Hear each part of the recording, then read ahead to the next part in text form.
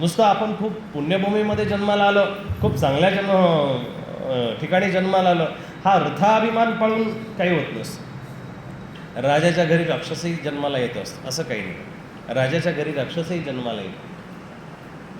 राजाच्या पोटी राजपुत्र जन्माला येत असतं.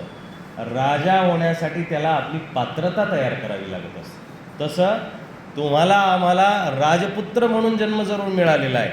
आपण ईश्वराचे राजकुमार आहोत असं आपण स्वतःला म्हणून घेतो, पण त्याच्या सिंहासनाला, त्याच्या आनंदाला, त्याच्या पात्रतेला पात्र होण्यासाठी आपल्यामधले राजाचे गुण आपल्याला मोठे करावे लागतील. त्याच्या म्हणण्याप्रमाणे आपल्याला वागावं लागेल आणि मग हे षडविकारांचं जे युद्ध आहे ते युद्धही जिंकावं लागेल. या षडविकारामध्ये जो जिंकला तो खऱ्या अर्थानं राजा आहे ना. ज्याने कामाला, क्रोधाला, लोभाला, ईर्ष्येला, द्वेषाला, मत्सराला जिंकलं तो राजा आहे. तो भलेही बाहेरून फकीर दिसत असेल, भणंग दिसत असेल, भलेही तो छोटा असेल, दीन असेल, दलित असेल, पण तो भणंग असल्या कारणानं त्याच्या आतमधलं राजे पण त्याला सिद्ध करता आलं पाहिजे. त्याला कामापासून, द्वेषापासून, ईर्ष्येपासून सुटका करून घेता आली पाहिजे. धर्म सांगत असताना धर्म एक चिकित्सा म्हणजे काय? धर्म एक परीक्षण आहे, तुमच्या पात्रतेचं परीक्षण आहे. हा एक प्रकारे तुमचा रिझ्युमे आहे. म्हणजे कसा की जर तुम्ही ग्रॅज्युएट झाले, पोस्ट ग्रॅज्युएट झाले, MA झाले, MCOM झाले, BCOM झाले, MA झाले, PhDपर्यंत गेले, पूर्ण पोस्ट ग्रॅज्युएट तुम्ही केलं. आता तुम्हाला नोकरीला जायचं, IAS IPS ऑफिसर होताना सुद्धा तुम्हाला नोकरीला जायचं आणि त्या नोकरीला जात असताना तुम्ही आता तासभराचं तिथं त्या माणसाला सांगणार नाही आहे इंटरव्ह्यूवरला. मग तुम्ही एक रिझ्युमे 4-5 पानांच्या तुमच्या डिग्र्या घेऊन जातात आणि डिग्र्या घेऊन गेल्यानंतर तिथे टेबलवरती ठेवलं आणि ठेवल्यानंतर म्हणतात की हा माझा सगळा बायोडाटा आहे, आता हे बघून तुम्ही मला नोकरी द्या. तो 2 मिनटं, 2 सेकंद, 3 सेकंद, 10-20 सेकंदच तो माणूस वाचतो, 1-2 उलटे-पलटे प्रश्न विचारतो आणि तुम्हाला डन करतो. डन करून आजपासून तुम्ही रुजू व्हा, उद्यापासून तुम्ही रुजू व्हा, ₹1,00,000 तुम्हाला नोकरी आहे. तुम्ही कमीत कमी 20 वर्ष शिक्षण घेतलं, 15-20 वर्ष शिक्षण घेऊन जेव्हा तुम्ही फक्त 2-4 कागद समोर घेऊन गेले आणि 5 मिनटं बसले, 5 मिनटामध्ये तुमचं परीक्षण झालं की तुम्ही काय आहात. त्या पद्धतीनेच धर्मामध्ये राहत असताना ज्याची कर्म चांगली आहे, ज्याच्याकडं सुकर्माच्या डिग्र्या आहेत, ज्याच्याकडं अधर्माच्या डिग्र्यांची पानं फाडलेली आहेत, ज्याच्याकडं खऱ्या अर्थानं कर्म करण्याची आणि सुचारूरूप कर्म करण्याची, विकर्म करण्याची आणि निष्काम कर्म करण्याची पात्रता आहे, डिग्री आहे, पदवी आहे, तो ईश्वराच्या नजरेमध्ये पात्र होतो आणि तो म्हणतो की आजपासून माझा आनंद तुला, आजपासून तू माझ्या आनंदाचा खऱ्या अर्थानं वारसदार आहे, आजपासून तू माझ्या आनंदाला खऱ्या अर्थानं पात्र आहे. परमात्माच्या नजरेमध्ये, ईश्वराच्या नजरेमध्ये कॅपेबल होण्यासाठी, पात्र होण्यासाठी, सुपात्र होण्यासाठी आपल्याला सुंदर रीतीनं धर्म करावा लागेल ना दादा. नाही करावं लागणार, सुंदर रीतीनं करावं लागेल. धर्म तोकडा कधी करायचं नाही. फाटक्या नोटेचा धर्म, फाटक्या फुलाचा धर्म, फाटक्या सडलेल्या फळाचा धर्म, हा धर्म तुमच्या मंदिरवाल्या पुजाऱ्याला स्वीकार नाही आहे, तेव्हा साक्षात परमात्म्याला काय स्वीकारावं? विचार करा ना. तुमच्याकडे त्या देवाला छोट्या सुपाऱ्या असतात, मोठ्या सुपाऱ्या असतात. आजकाल त्या मोठ्या सुपारीची किंमत ₹12 झाली. ती छोटी सुपारी देव सुपारी म्हणून प्रचलित आहे. सुपारी वाहण्याची परंपरा स्वामीशी निगडीत अशी आहे की स्वामी तांबूळ खायचे आणि त्या तांबूळासाठी आपण सुपारी वाहत होतो. पण त्यावेळेस ही लाल सुपारी नव्हती, ही मोठीच सुपारी होती. पण ते प्रकार जे निघालेत ना, छोटे मोठे, हीन दीन किंवा तुच्छ तुच्छ, हे प्रकार आपल्या भेदापोटी निघाले आणि माणस दौर्बल्यापोटी, मानसिकता आपली दुर्बल आहे, त्या दुर्बलतेपोटी हे प्रकार निघाले.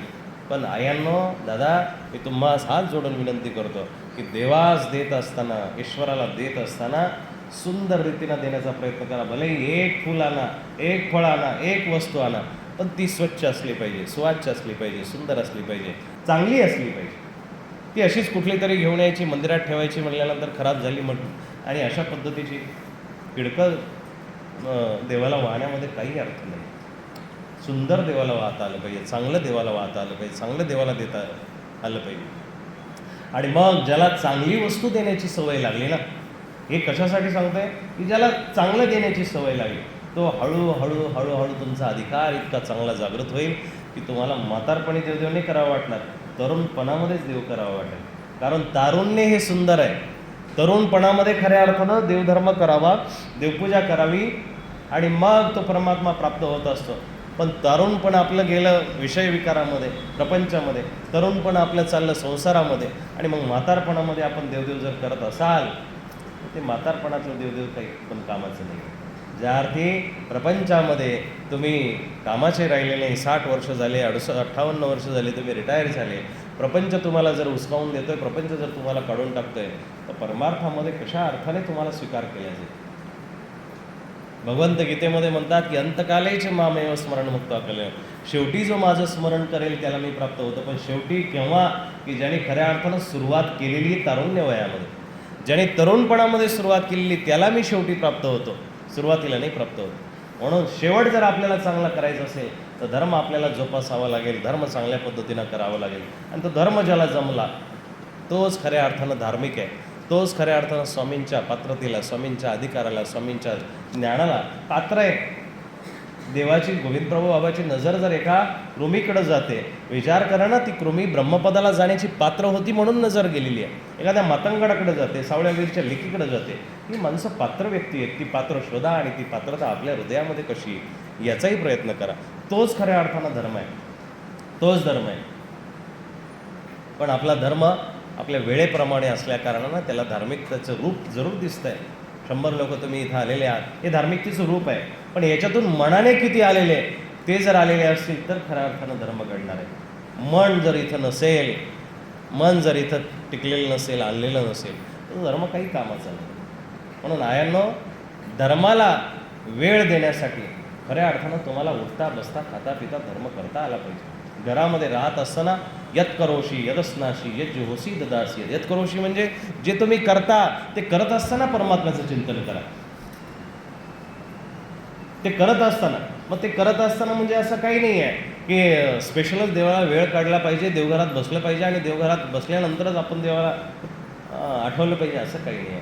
उठता बसता श्री चक्रधर तुम्ही म्हणू शकता, श्री गोविंद प्रभू बाबा म्हणू शकता. आणि मग ते यत करोशी म्हणजे काय? की खाताना पिताना, स्वयंपाक बनवताना, देवदेव करताना, धर्म करताना, घरामधलं दुसरं काम आवरताना, घरामधले एखादं झाडू मारताना देवाचं नाव घ्यायला काय हरकत आहे? यत करोशी, जे तुम्ही करता, विशेष करून स्वयंपाक करत असताना तर परमात्म्याचं नाव घेतलंच पाहिजे. गृहिणी जास्त म्हणून गृहिणीवरती बोलणार आहे. तुम्ही एखादं काम करत असताना, तुम्ही अभ्यास करत असताना जेव्हा एखादा इंस्टाग्राम उघडायची जेव्हा आठवण येईल किंवा एखाद्या रील पाहण्याची आठवण येईल, स्टेटस पाहण्याची आठवण येईल, तेव्हा देवाचं नाव घ्या. देवाच्या नावाची ती एक चुस्की भरावी आणि मग त्या विषय विकारापासून लांब होऊन आपण अभ्यास करावा. पुरुष मंडळी कोणी असेल, गाडी चालवत असताना, घरामध्ये एखादा काम करत असताना, ऑफिसमध्ये काम करत असताना, काय हरकत आहे? माळ पकडलीच पाहिजे आणि तेच मग स्मरण लेखी लागणार आहे, हा कुठलाही भाग नाही. मी आता रस्त्याने येत असताना ट्रेनमध्ये बघितलं की एक विशिष्ट संप्रदायाची व्यक्ती, त्यांची हातामध्ये माळा आहे आणि त्या माळेला वरून पिशवी लावलेली. असो, परंपरा आहे, परंपरांचा अभिमान आपण आदर केला पाहिजे. पण एक लक्षात घ्या ना दादा, एक लक्षात घ्या की परमात्म्याला तुमची माळही दाखवायची नाही आणि त्या माळेचे मणीही दाखवायचे नाही. त्या माळेचे मणी त्याच्यासाठी कशाला आहे? ते माळ किती फिरवली हेही त्याला गिनतीमध्ये नाही आहे ना, त्याच्या गिनतीमध्ये तेही नाही आहे. माळा आपल्या शरीराच्या अभ्यासासाठी आहे. मग ती उघड असो किंवा झाकलेली असो, त्याचं स्मरण तिथपर्यंत पोचतंय की नाही हे महत्त्वाचं आहे. त्याला त्याची आठवण तिथपर्यंत जाते की हे नाही महत्त्वाचं. नंबर किती डायल केले आणि किती आकडे दाबले याच्यावरती काही नसतं. त्या नंबरचं कॉलिंगचं बटन दाबल्यानंतर समोरच्याला रिंग गेली का नाही हे महत्त्वाचं आहे. तेव्हा तुमचा संवाद होणार आहे. नुसते नंबर डायल केले, माझ्याकडे 4000 नंबर आहे आणि ते 4000 नंबर मी फक्त दाबत बसलो, बटणं दाबत बसलो, होणार आहे का? त्याने काही होणार नाही.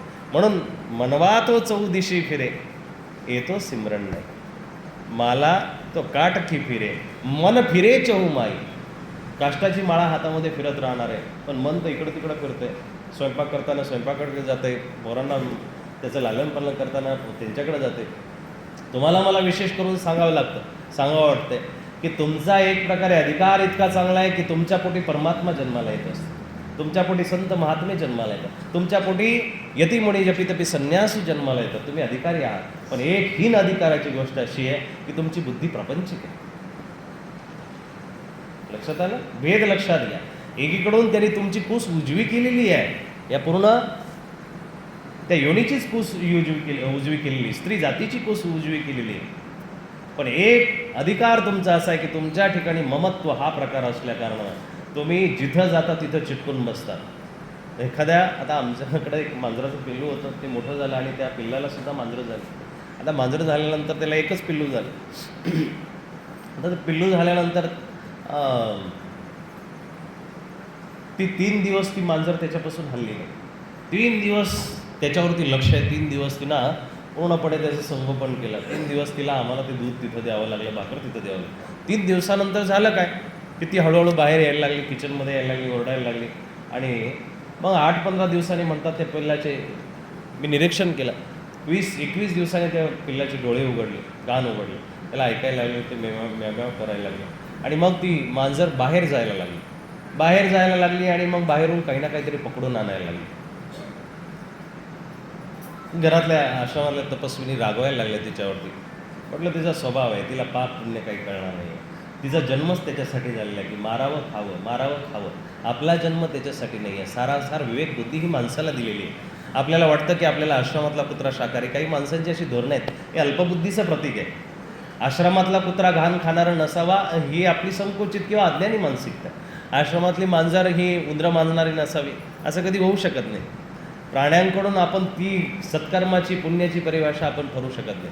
जीवो जीवस्य जीवनम हे कारण असल्या कारणानं ते एकमेकावरती आधारित आहे. आणला एक दिवस, आणल्यानंतर तिनं तो उंदीर खाला नाही. उंदराचं पिल्लू होतं आणि ते समोर त्या पिल्लाच्या समोर ठेवलं. काय त्या पिल्लाच्या समोर ठेवलं आणि ते पिल्लाच्या समोर ठेवल्यानंतर ते अर्धमेलं झालेलं उंदराचं पिल्लू, त्या दुसरं पिल्लू, लहान पिल्लू त्याच्यावरती पाय मारायला बघायचं. ते पाय मारल्यानंतर ते पळायचं, ते पिल्लू घाबरायचं. असं घाबरत एक दिवस त्या मांजरीनं तिच्या पिल्लाला शिकार करायचं शिकवलं. तुम्ही जे करता ना सेम तीच क्रिया आहे. आपणही आपल्या लेकरांना जन्म दिल्यानंतर पहिल्यांदा चमच्याने खायला घालायला शिकवलं, नंतर हाताने खायला घालायला शिकवलं, नंतर आपल्यातून बाहेर काढून खाऊ घालायला शिकवलं, नंतर तुझं तू खा व्यवस्थित सगळं बस उठ सगळं काही शिकवलं की नाही. सांगायचं काय की ममता सगळीकडे आहे. वाघिणीच्या पिल्लाला सुद्धा तिच्या लेकरांची काळजी असते, सापाच्या पिल्लाला सापिनीला सुद्धा तिच्या पिल्लांची काळजी आहे. हे ममतेचा भाग सगळ्या योनीमध्ये आपल्याला चिटकलेला आहे. सगळ्या प्राण्यांच्या, पशूंच्या, पक्ष्यांच्या, जलचरांच्या, सगळ्या योनीमध्ये आपण ममताच केली. लेकरांचं पालन पोषण केलं, आहार निद्रा भय मैत्रमचे हे सगळं तिथं केलेलं आहे.